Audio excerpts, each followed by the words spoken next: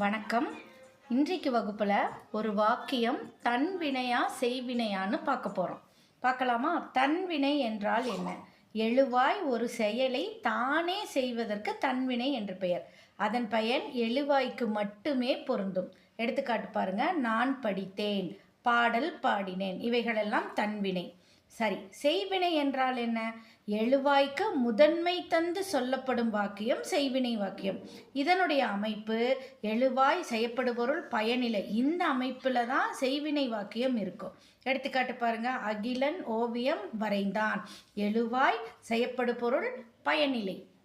தன்வினை வாக்கியம். தன்வினை வாக்கியத்தில் எழுவாய் தானே ஒரு செயலை செய்யும், செய்யப்படுபொருள் அதிகமாக அந்த வாக்கியத்தில் இருக்காது. நல்லா கவனிச்சுக்கோங்க. தன்வினை வாக்கியத்தில் செய்யப்படு பொருள் இருக்காது. இதை பிறவினையாக மாற்ற முடியும்.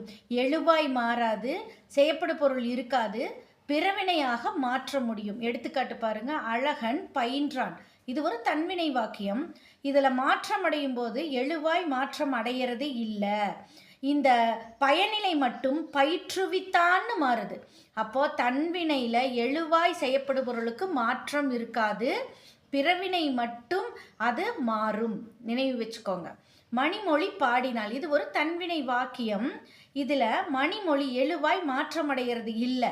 ஆனால் இதில் அந்த பயனிலை மாற்றமடையுது, பாடுவித்தாள்னு மாறுது. நல்லா கவனிச்சிங்கன்னா தன்வினை வாக்கியத்தில் எழுவாய் மாறாது, செய்யப்படுபொருள் அதிகம் இருக்காது. பயனிலைக்கு அந்த பிறவினையில் மட்டும் பயனிலை மாறும். இதை நல்லா நினைவு வச்சுக்கோங்க. தன்வினை பெரும்பான்மையாக தன்மை இடத்தில் வரும். நான், என்னால், இப்படி மாறும். நான் தூங்கினேன், நான் எழுதினேன், இப்படி மாறும். அடுத்ததா செய்வினை வாக்கியம்.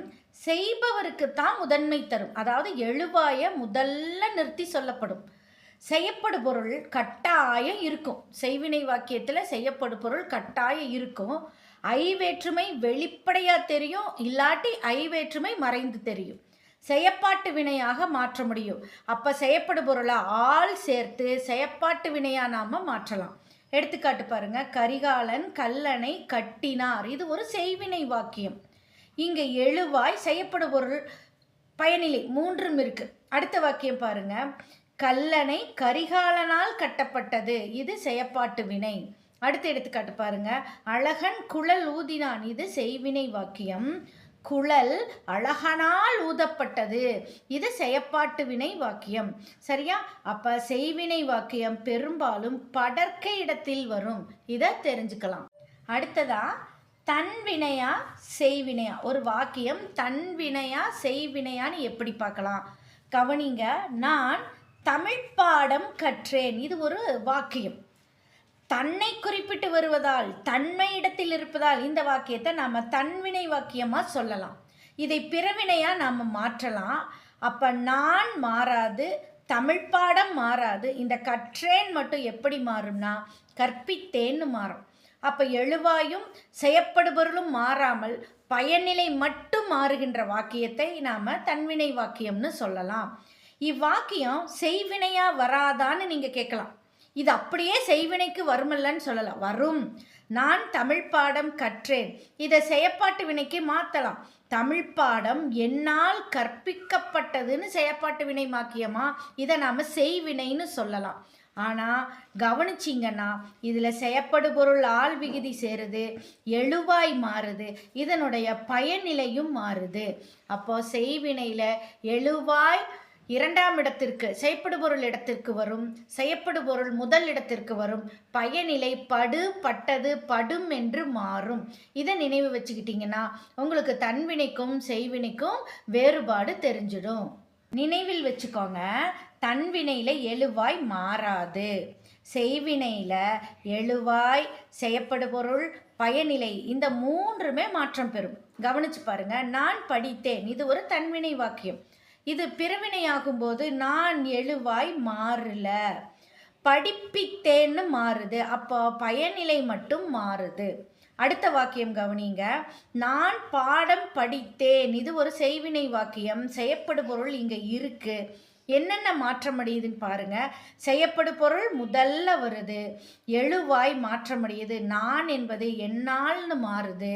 படித்தேன் என்பது படிப்பிக்கப்பட்டதுன்னு மாறுது. அப்போ மூன்றுமே மாற்றமடையுது.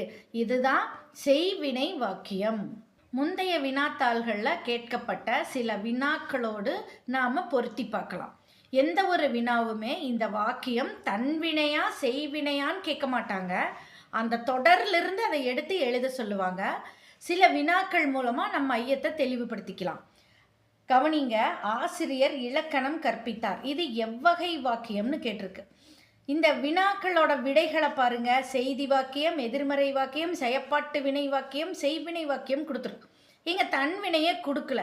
அப்போ ஆசிரியர் எழுவாய், இலக்கணம் செய்யப்படுபொருள், கற்பித்தார், பயனிலை மூன்றும் அமைப்பில் இருக்குது. இதை மாற்ற முடியும். அப்போ இது செய்வினை வாக்கியம். இதுதான் இதற்கு சரியான விடை. அடுத்த வினா பாருங்க. தன்வினை சொற்றொடரை கண்டறியன்னு கொடுத்துருக்கு. கம்பர் ராமாயணத்தை இயற்றினார். கம்பரால் ராமாயணம் இயற்றப்பட்டது. கம்பர் ராமாயணத்தை இயற்றுவித்தார். ராமாயணம் கம்பர் இயற்றியது. இப்படி 4 விடைகள் கொடுத்துருக்காங்க. தன்வினைன்னு கேட்டிருக்காங்க. அப்போ தன்னை சொல்றது மாதிரி. இந்த இடத்துல ராமாயணத்தை அப்படின்னு கொடுத்துருக்கா. நல்லா கவனிங்க. இந்த இடம் நல்லா கவனிச்சிங்கன்னா இது தன்வினைன்னு சொல்லலாம். நல்லா கவனிங்க. ஏன் இது ஐ வருது? இந்த இடத்துல ஐ வேற்றுமை வருது. அதனால் இது செயற்படு வினை வாக்கியமாக வராதா அப்படின்னு கேட்கலாம். இந்த வாக்கியத்தில் தன்வினையை மட்டும்தான் குறிப்பிட சொல்லியிருக்காங்க. அடுத்த வாக்கியம் கம்பரால்னு வருது. இயற்றப்பட்டதுன்னு கொடுத்துருக்காங்க. இது செயற்பாட்டு வினை வாக்கியம். நல்லா கவனிச்சுக்கோங்க. இது செயற்பாட்டு வினை வாக்கியம். கம்பர் ராமாயணத்தை இயற்றுவித்தார்னு கொடுத்துருக்காங்க. அப்போ இது பிறவினை வாக்கியம். ராமாயணம் கம்பர் இயற்றியது. இது ஒரு செய்தி வாக்கியம். அப்போ நீங்கள் கவனிச்சிங்கன்னா நல்லா தெரியும். இந்த இடத்துல நம்ம செய்வினைவே கவனத்தில் கொண்டு வர வேண்டாம். தன்வினைன்னு இதை குறிச்சிங்கன்னா போதும். அடுத்ததா செய்வினை வாக்கியத்தை கண்டறிகன்னு ஒரு வினா கேட்டிருக்கு. கவனிங்க. நாடகம் மக்கள் பார்த்ததுன்னு இருக்கு. இந்த வாக்கியம் தவறு. அடுத்தது மக்கள் நாடகம் பார்த்தனர். இந்த வாக்கியம் சரி. மக்களால் நாடகம் பார்க்கப்பட்டது. இந்த வாக்கியம் சரி. நாடகத்தை மக்களால் பார்க்கப்பட்டதுன்னு இருக்கு. இந்த வாக்கியம் தவறு. அப்போ இந்த 2 வாக்கியத்துக்குள்ள தான் நம்ம செய்வினை வாக்கியத்தை எடுக்கணும். அப்போ மக்கள் நாடகம் பார்த்தனர். நல்லா கவனிங்க. இந்த இடத்துல ஐ வேற்றுமை மறைந்து செய்யப்படு பொருள் வந்திருக்கு. அப்போ சரியான விடை மக்கள் நாடகம் பார்த்தனர் என்பது தான். அடுத்த வினா பாருங்க. தன்வினை வாக்கியத்தை கண்டறிகன்னு கேட்டிருக்காங்க. சீராப்புராணம் உமறுப்புலவரால் இயற்றப்பட்டது.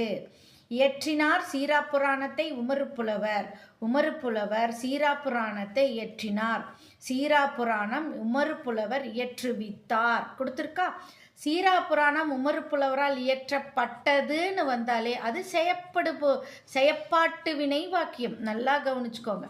இயற்றினார் சீராப்புராணத்தை உமறுப்புலவர் அப்படின்னா இந்த வாக்கியம் ஒரு செய்தி வாக்கியம். உமறுப்புலவர் சீராப்புராணத்தை இயற்றினார். இங்கே தன்வினை கேட்டதுனால இதற்கு பொருத்தமாக இருக்கக்கூடிய ஒரு வாக்கியம் இந்த 3வது தான். அப்போ இதுதான் இந்த இடத்துல தன்வினை வாக்கியம். அப்போ இதைத்தான் நம்ம சரின்னு குறிக்கணும். சீராப்புராணம் உமறுப்புலவர் இயற்றுவித்தார்னு கொடுத்ததுனால இது பிறவினை வாக்கியமாக மாறுது.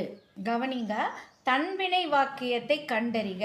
இலக்கியா புத்தாடை அணிவித்தாள். வித்தாள்னு வரதால இது பிறவினை வாக்கியம். இலக்கியா புத்தாடை அணிந்தாள். இலக்கியா புத்தாடை அணிந்தாள். இதுதான் தன்வினை வாக்கியம். புத்தாடை இலக்கியாவால் அணிவிக்கப்பட்டது. இது செயற்பாட்டு வினை வாக்கியம். இலக்கியா புத்தாடை அணியாள். அப்ப இது எதிர்மறை வாக்கியம். சரியா?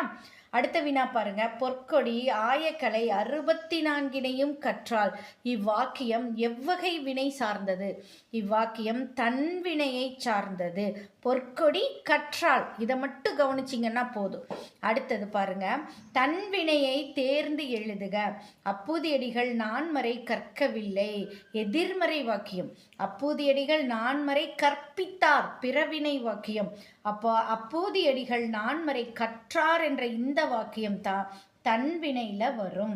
அப்பூதியடிகள் நான்மறை கற்றாரா கேள்வி, அதனால் இது வினா வாக்கியம். அடுத்த வினா பாருங்க. துணி கலையரசியால் தைக்கப்பட்டது.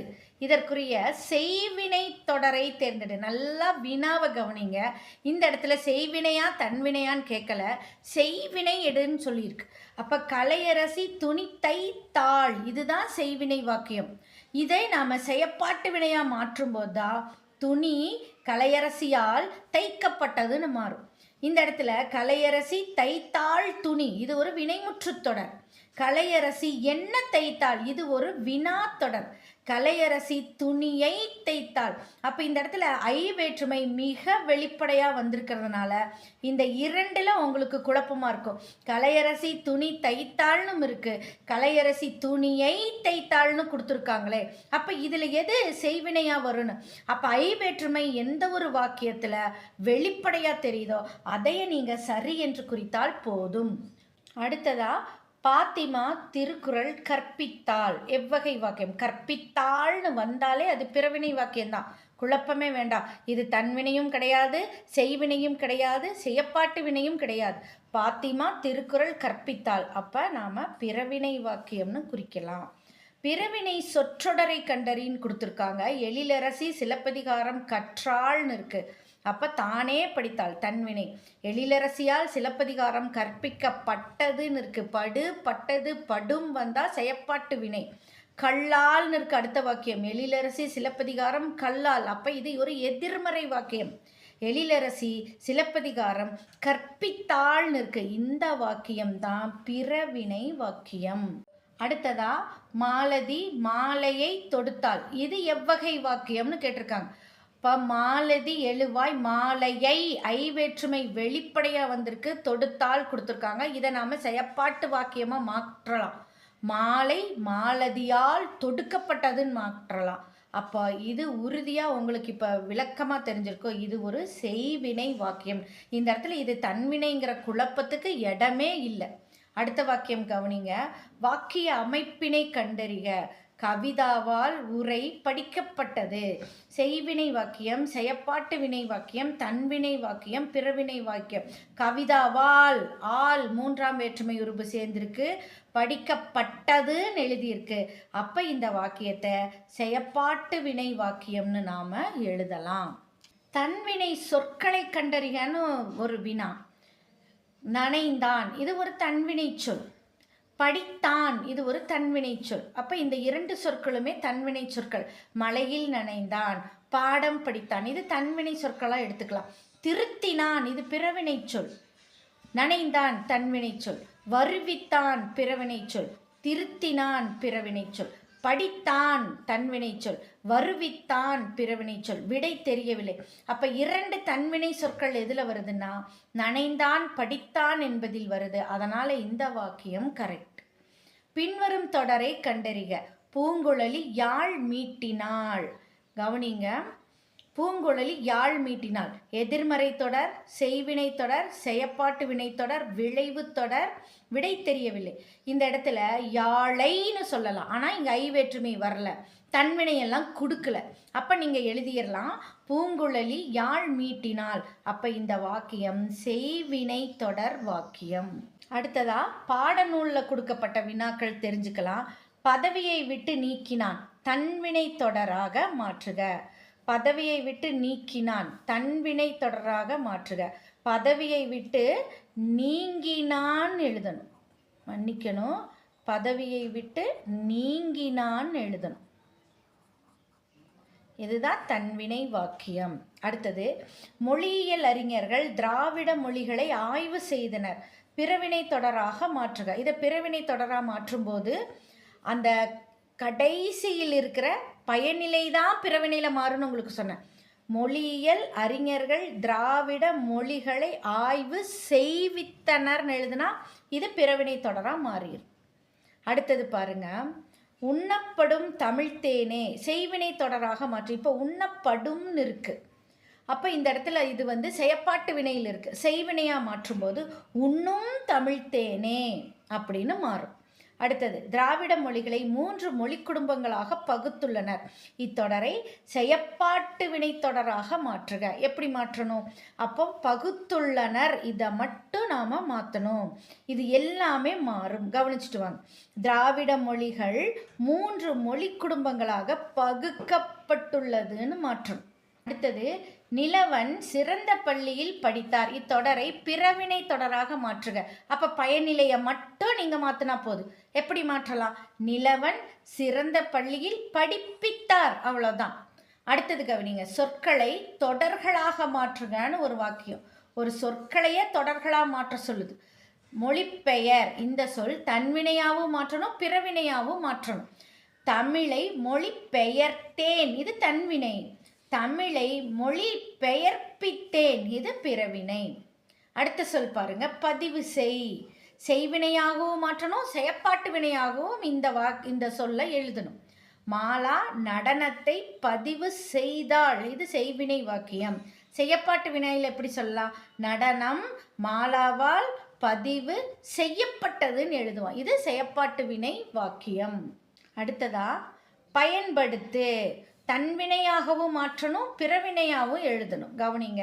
கைபேசியை பயன்படுத்தினான், இது தன்வினை வாக்கியம். கைபேசியை பயன்படுத்துவித்தான், இது பிறவினை வாக்கியம். அடுத்தது இயங்கு. செய்வினை வாக்கியம் செயற்பாட்டு வினை வாக்கியமா மாற்றணும். மின்விசிறி இயங்கியது, இது செய்வினை வாக்கியம். மின்விசிறி இயக்கப்பட்டது, இது செயற்பாட்டு வினை வாக்கியம். இந்த வகுப்புல நிறைய எடுத்துக்காட்டுகளோட நாம தன்வினையா செய்வினையான்னு தெரிஞ்சுக்கிட்டோம்.